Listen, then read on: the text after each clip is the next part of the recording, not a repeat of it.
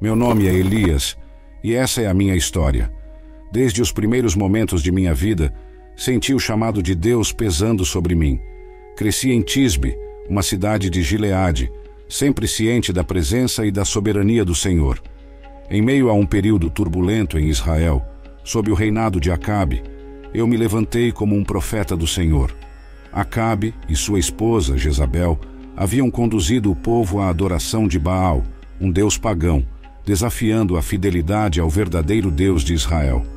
Eu me aproximei de Acabe e, com a autoridade que Deus me concedeu, declarei: juro pelo nome do Senhor, o Deus de Israel, a quem sirvo, que nos próximos anos não haverá orvalho nem chuva, a não ser por minha palavra. Foi um desafio audacioso, mas necessário, para demonstrar o poder do Senhor diante da idolatria reinante. Após essa proclamação, o Senhor me orientou a me esconder junto ao riacho de Querite, a leste do Jordão. Lá, os corvos me traziam pão e carne pela manhã e à noite, e eu bebia da água do riacho. Em meio à solidão, encontrei conforto e força na presença constante de Deus. Porém, com o passar do tempo, o riacho secou devido à falta de chuva. Foi então que o Senhor me disse: levante-se e vá para Sarepta de Sidom e fique lá. Eu ordenei a uma viúva daquele lugar para fornecer comida para você. Obedeci, partindo para uma terra estrangeira, confiando na providência divina. Ao chegar em Sarepta, encontrei a viúva e pedi a ela um pouco de água e um pedaço de pão. Ela, em sua humilde condição, respondeu: juro pelo nome do Senhor, seu Deus, que não tenho pão assado, mas apenas um punhado de farinha num jarro e um pouco de azeite numa vasilha. Em Sarepta, diante desta viúva, sinto o peso da missão que Deus colocou sobre mim. Ela, com tão pouco, enfrenta a adversidade com uma fé que poucos possuem. Sua resposta sincera, sem adornos, apenas um punhado de farinha num jarro e um pouco de azeite numa vasilha, é um testemunho de sua realidade crua, mas também de uma confiança implícita. Como posso pedir-lhe o pouco que tem para si e seu filho? O que significa ser um instrumento de Deus em um mundo repleto de necessidades e desespero? Será que minha presença aqui é um fardo para ela ou uma bênção disfarçada? Estas perguntas pesam em meu coração enquanto contemplo o significado mais profundo da providência divina.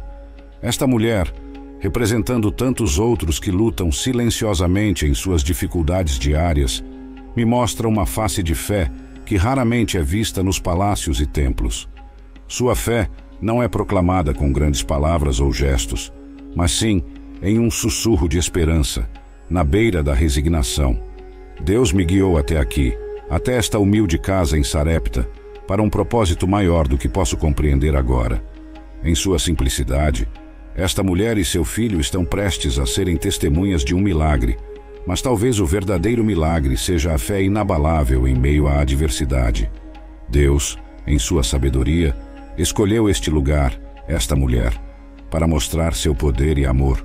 E eu, Elias, sou apenas um mensageiro, um instrumento em suas mãos poderosas.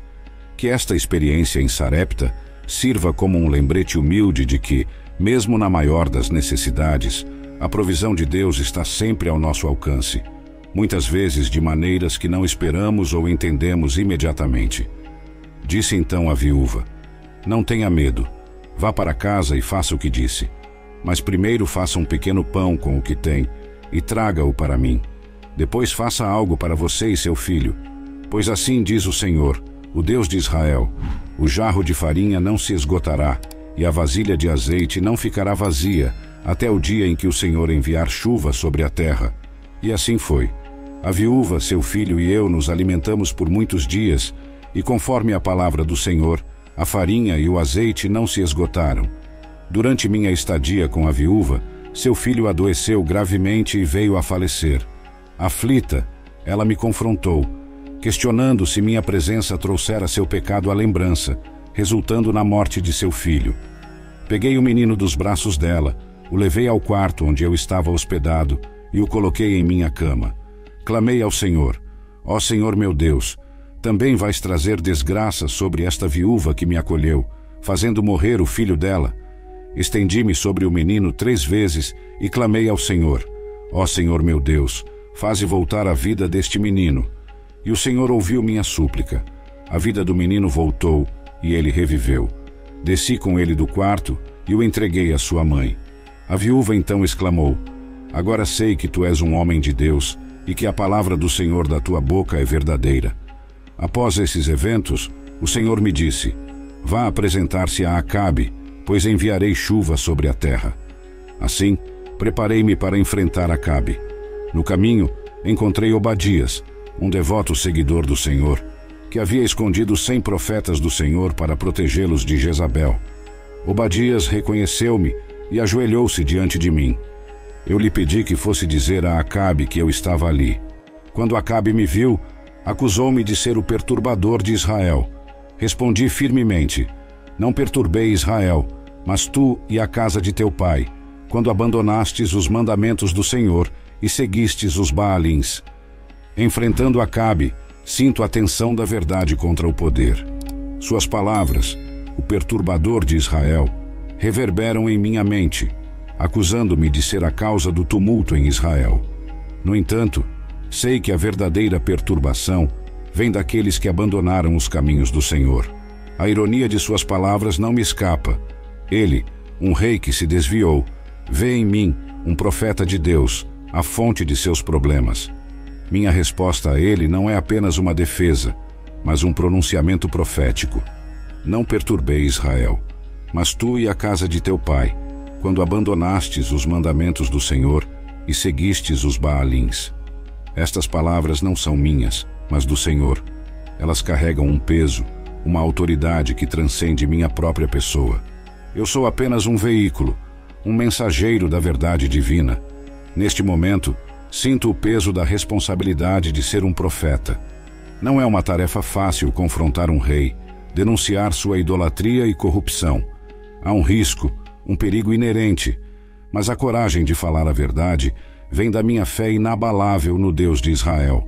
Acabe, com seu poder e influência, poderia facilmente me destruir. No entanto, o poder terreno não me intimida, pois sei que sirvo a um Deus que é maior do que qualquer rei ou reino. Esta confrontação não é apenas entre dois homens, mas entre dois caminhos de vida: o caminho da fidelidade a Deus e o caminho da apostasia e idolatria. Aqui, diante de Acabe, afirmo não apenas minha fé, mas também a soberania do Deus que sirvo. É um momento de verdade, um confronto entre o sagrado e o profano, entre a vontade de Deus e os desejos dos homens. E nesta encruzilhada, minha esperança e oração é que Israel escolha retornar ao Senhor, abandonando os falsos deuses que os levaram ao erro e à ruína. Então, desafiei Acabe a reunir todo o Israel no Monte Carmelo, junto com os 450 profetas de Baal e os 400 profetas de Aserá, que comiam na mesa de Jezabel. No monte, confrontei o povo de Israel. Até quando vocês vão oscilar entre dois pensamentos? Se o Senhor é Deus, sigam-no, mas se Baal é Deus, sigam-no. O povo, contudo, nada respondeu. Propus então um desafio. Eu sou o único dos profetas do Senhor que restou, mas Baal tem 450 profetas. Tragam-nos 2 bois, que eles escolham um boi, o cortem em pedaços e o coloquem sobre a lenha, mas não acendam o fogo. Eu prepararei o outro boi e o colocarei sobre a lenha, mas também não acenderei o fogo. Então vocês clamem pelo nome do seu Deus, e eu clamarei pelo nome do Senhor. O Deus que responder por fogo é Deus. Todo o povo concordou com a proposta. Os profetas de Baal escolheram um boi, prepararam-no e clamaram pelo nome de Baal, desde a manhã até o meio-dia, mas não houve resposta. Dançavam ao redor do altar que haviam feito, e eu os zombava. Gritem mais alto, afinal ele é um Deus. Talvez esteja meditando ou ocupado ou em viagem. Talvez esteja dormindo e precise ser acordado. Eles gritavam cada vez mais alto e se mutilavam com espadas e lanças, conforme o costume, até o sangue jorrar sobre eles. Mas não houve resposta, nenhum som, ninguém que respondesse. Ao chegar minha vez, reconstruí o altar do Senhor, que estava em ruínas. Peguei 12 pedras, uma para cada tribo descendente de Jacó, ao qual o Senhor dissera: seu nome será Israel. Com as pedras, Construí um altar em nome do Senhor e cavei uma vala ao redor dele. Arrumei a lenha, cortei o boi em pedaços e o coloquei sobre a lenha. Então disse: encham 4 grandes jarros com água e derramem sobre o holocausto e sobre a lenha. Depois que fizeram isso, ordenei: façam isso de novo. E eles o fizeram de novo. Façam uma terceira vez, ordenei. E eles o fizeram pela terceira vez. A água correu ao redor do altar e até mesmo encheu a vala. Aqui no Monte Carmelo, diante do altar em ruínas, sinto a gravidade do momento que se desenrola. Reconstruir o altar do Senhor, pedra por pedra, é um ato carregado de simbolismo e significado. Cada pedra, representando uma das tribos de Israel, é um lembrete do pacto quebrado, da unidade perdida, da fé esquecida. Este altar, outrora um lugar de encontro com Deus, agora jaz em pedaços, um reflexo do próprio povo de Israel. Restaurar este altar é mais do que um ato físico. É um chamado ao arrependimento, um convite à renovação da aliança com Deus. Ao colocar cada pedra, sinto a presença de Deus, sua tristeza pela infidelidade de seu povo, mas também sua esperança incessante em sua redenção. Enquanto arrumo a lenha e preparo o boi para o sacrifício, penso na fé que este ato exige.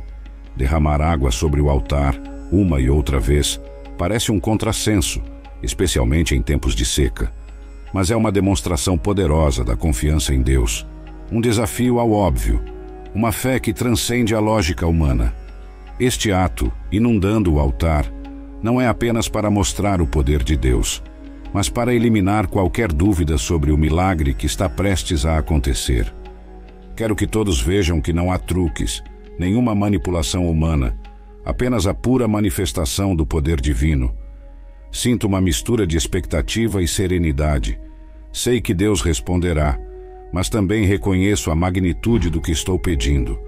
Estou pedindo um sinal visível do invisível, um testemunho inegável de sua presença e poder.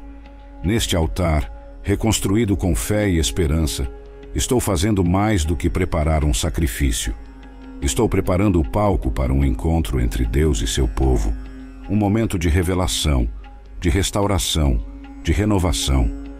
É um chamado para que Israel olhe além das circunstâncias imediatas, além dos falsos deuses e promessas vazias, e volte para o único Deus verdadeiro, que nunca abandonou seu povo, apesar de suas falhas e desvios. À hora do sacrifício, me aproximei e orei: Senhor, Deus de Abraão, de Isaque e de Israel, que hoje se saiba que Tu és Deus em Israel, que eu sou Teu servo e que fiz todas estas coisas por Tua ordem. Responde-me, Senhor, responde-me, para que este povo saiba que Tu, Senhor, és Deus e que fazes voltar o coração deles para Ti. De repente, o fogo do Senhor caiu do céu e consumiu o holocausto, a lenha, as pedras e a terra, e também secou a água que estava na vala. Quando todo o povo viu isso, prostrou-se e exclamou: O Senhor é Deus, o Senhor é Deus. Então, ordenei que prendessem os profetas de Baal, e nenhum deles escapou. Levamo-los para o vale de Quizon, e ali os executei. Em seguida disse a Acabe: Vá comer e beber, pois já ouço o barulho de uma forte chuva. Subi ao topo do Carmelo, curvei-me até o chão e coloquei meu rosto entre os joelhos. Disse ao meu servo para olhar em direção ao mar. Ele foi e voltou, dizendo que não via nada. 7 vezes eu o mandei voltar. Na 7ª vez o servo disse: Uma pequena nuvem do tamanho da mão de um homem está subindo do mar. Então disse a Acabe: Prepare o seu carro e desça, para que a chuva não o impeça. Enquanto isso, o céu foi escurecendo com nuvens e vento, e uma forte chuva começou a cair. Acabe partiu para Jizreel, e a mão do Senhor veio sobre mim. Atando meus lombos, corri à frente de Acabe até a entrada de Jizreel. Jezabel, ao saber de tudo o que acontecera, jurou me matar. Assustado, fugi para salvar a minha vida. Cheguei a Berseba, em Judá, e deixei meu servo ali. Sozinho, caminhei um dia pelo deserto e me sentei debaixo de um zimbro, desejando a morte. Já basta, Senhor, orei. Tira a minha vida, pois não sou melhor que meus antepassados. Então deitei-me e dormi. À sombra deste zimbro, sinto o peso esmagador da desolação. A ameaça de Jezabel, tão real e iminente, me empurra para um abismo de medo e desespero. A ironia da situação não me escapa. Após demonstrar o poder de Deus no Monte Carmelo, encontro-me agora, fugindo pela minha vida, abatido e sem esperança. Já basta, Senhor, clamo em minha oração. Essas palavras são mais do que um pedido. São o desabafo de uma alma cansada, um coração partido pela contínua rejeição e hostilidade. O desejo de morte que expresso é o culminar do esgotamento, um sinal de minha humanidade vulnerável. Refletindo sobre minha jornada até aqui, questiono o impacto de minhas ações. O milagre no Carmelo, a chuva após anos de seca, o desafio aos profetas de Baal, tudo parece tão distante agora, eclipsado pela sombra da morte que paira sobre mim. Não sou melhor que meus antepassados, penso. Eles também enfrentaram perseguições, sofreram e, eventualmente, encontraram seu fim. Será que meu destino será o mesmo? Deitado aqui, sob este zimbro, sinto uma solidão profunda, uma sensação de abandono. Onde está Deus agora, neste meu momento de maior necessidade? Será que minha fé foi em vão? As vitórias e milagres do passado parecem tão distantes, quase irreais, diante do medo e da incerteza que agora enfrento. Este momento de desespero, no entanto, revela também a verdade da condição humana. Não importa quão forte, quão dedicado, cada um de nós tem seus limites, seu ponto de ruptura. A fé não nos torna imunes ao medo ou ao cansaço. Ela nos oferece, isso sim, um refúgio, uma promessa de presença, mesmo nas sombras mais escuras da vida. Ao me entregar ao sono, sob este zimbro, entrego também meu espírito a Deus, na esperança de que, mesmo em meu mais profundo desespero, sua misericórdia e amor ainda possam me alcançar. Enquanto dormia debaixo do zimbro, um anjo me tocou e disse: "Levante-se e coma." Olhei ao redor e ali, perto da minha cabeça, estava um pão assado sobre brasas quentes e um jarro de água. Comi e bebi, e voltei a deitar-me. O anjo do Senhor voltou pela segunda vez, me tocou e disse: "Levante-se e coma, pois a viagem será muito longa para você." Fortalecido pela comida, viajei 40 dias e 40 noites até Horebe, o monte de Deus. Ali, entrei em uma caverna e passei a noite. A palavra do Senhor veio a mim: "Que fazes aqui, Elias?" Eu respondi: "Tenho sido muito zeloso pelo Senhor Deus dos exércitos. Os israelitas abandonaram a tua aliança, derrubaram os teus altares e mataram os teus profetas à espada. Sou o único que sobrou e agora querem tirar minha vida." Então ele me disse: "Saia e fique no monte na presença do Senhor, pois o Senhor vai passar." Um grande e forte vento, que fendia os montes e quebrava as rochas, passou diante do Senhor, mas o Senhor não estava no vento. Depois do vento, veio um terremoto, mas o Senhor não estava no terremoto. Após o terremoto veio um fogo, mas o Senhor não estava no fogo. E depois do fogo, ouviu-se um suave sussurro.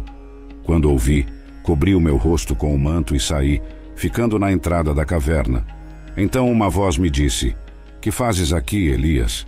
Eu repeti: "Tenho sido muito zeloso pelo Senhor Deus dos exércitos. Os israelitas abandonaram a tua aliança, derrubaram os teus altares e mataram os teus profetas à espada. Sou o único que sobrou, e agora querem tirar minha vida." O Senhor então me instruiu a retornar pelo caminho que vim e a ungir Hazael como rei da Síria, Jeú, filho de Ninsi, como rei de Israel, e Eliseu, filho de Safate de Abel-Meolá, para suceder-me como profeta.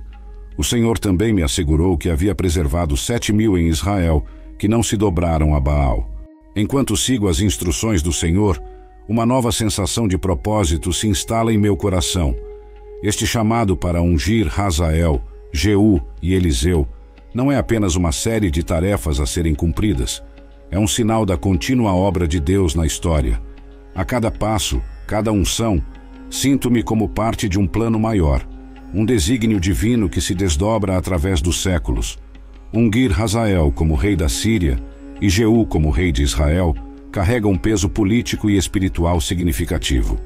É uma intervenção direta nos assuntos dos reinos, uma mudança de poder ordenada pelo próprio Deus.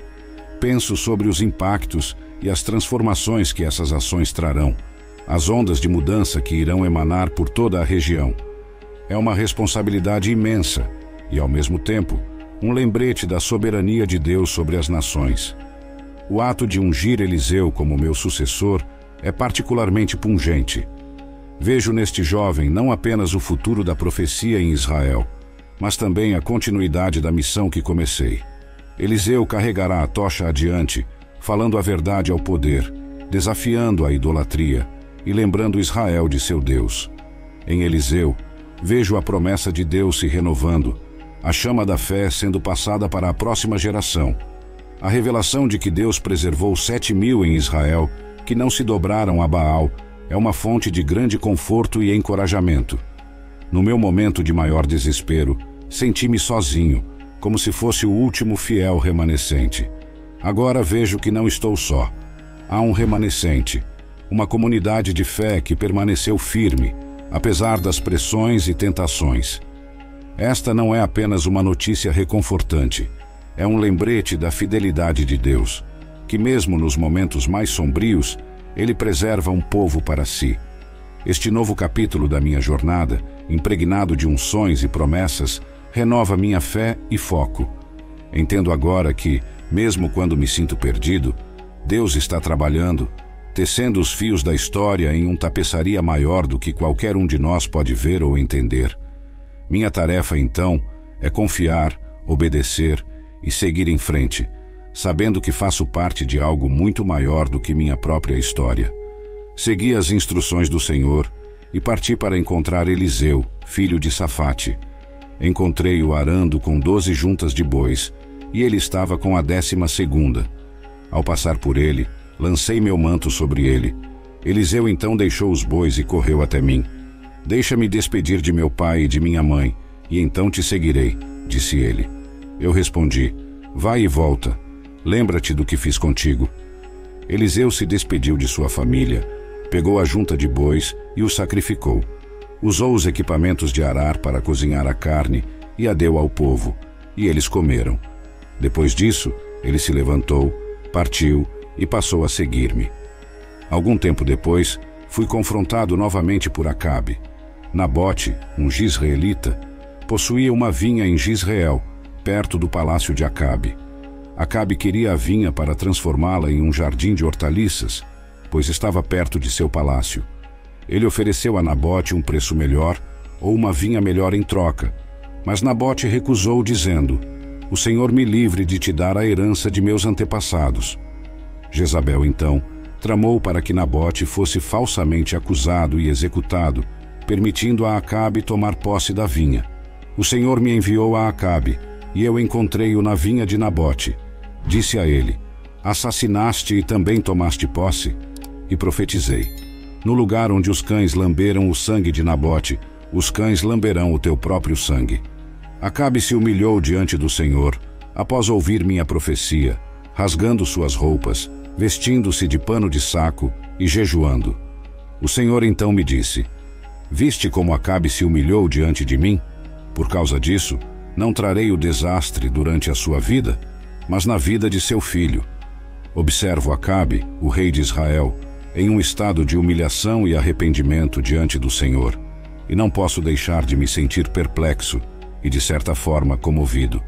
Este é o mesmo Acabe que se entregou à idolatria, que permitiu a Jezabel perseguir os profetas do Senhor, e ainda assim, aqui está ele, rasgando suas roupas, vestindo-se de pano de saco e jejuando em sinal de arrependimento. A reação de Deus a este gesto de Acabe é reveladora. Ele reconhece a humilhação de Acabe e decide adiar o desastre que havia profetizado. Isso me faz refletir sobre a natureza da misericórdia divina. Deus, em sua justiça, está sempre pronto para perdoar e adiar a punição quando há um genuíno arrependimento. Isso mostra que, mesmo na mais sombria das almas, há espaço para a redenção, se houver um verdadeiro retorno a Deus. Ao mesmo tempo, esta situação ilustra a complexidade da justiça divina. O adiamento do desastre para a vida do filho de Acabe, em vez de eliminar completamente a punição, me faz pensar sobre as consequências geracionais do pecado e da injustiça.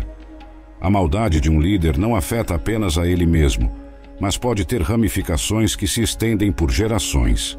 Esta dinâmica entre justiça e misericórdia, entre consequências imediatas e adiadas, é um mistério que muitas vezes me escapa.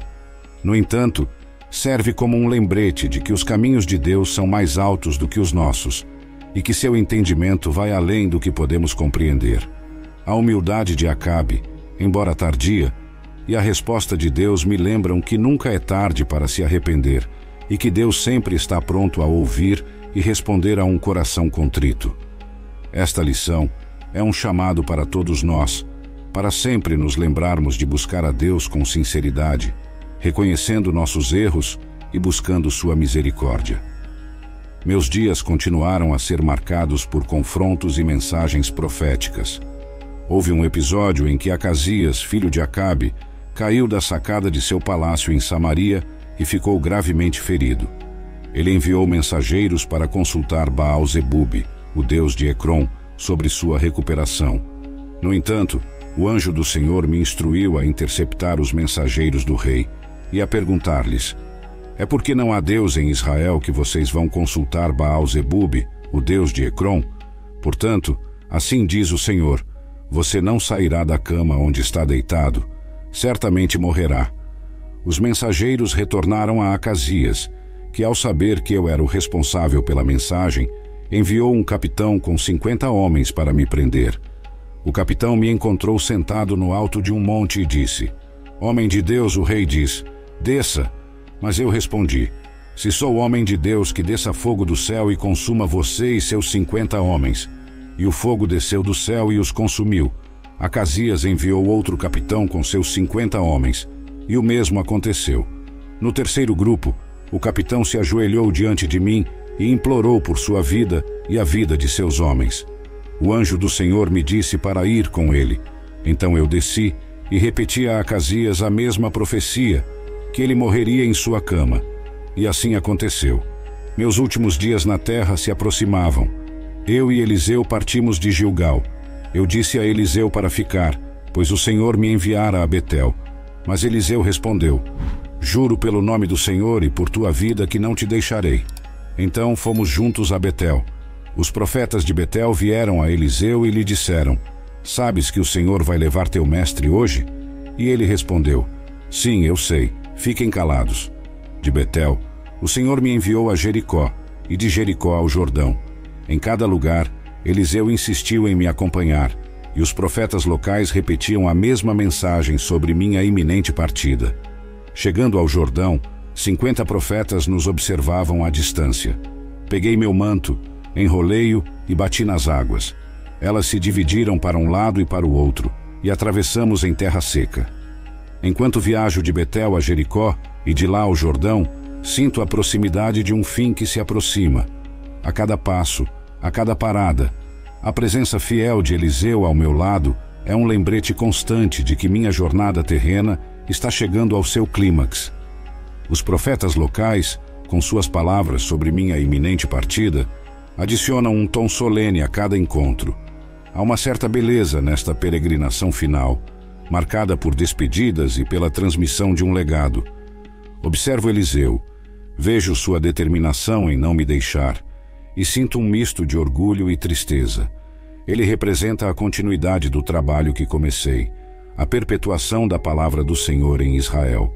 Sua lealdade não é apenas para comigo, mas para com a chamada que Deus colocou em sua vida. Ao chegar ao Jordão, com 50 profetas observando à distância, sinto a magnitude do momento. O ato de dividir as águas do Jordão, um milagre que ecoa o poderoso feito de Moisés, é mais do que um sinal de autoridade profética. É uma demonstração física da presença e poder de Deus que acompanha seus servos. Enrolar o manto e bater nas águas é um gesto carregado de simbolismo. Este manto, que logo passarei para Eliseu, é um símbolo do chamado profético, um manto de responsabilidade, de poder e de serviço a Deus. Ao ver as águas se dividindo, sinto um misto de emoção e serenidade.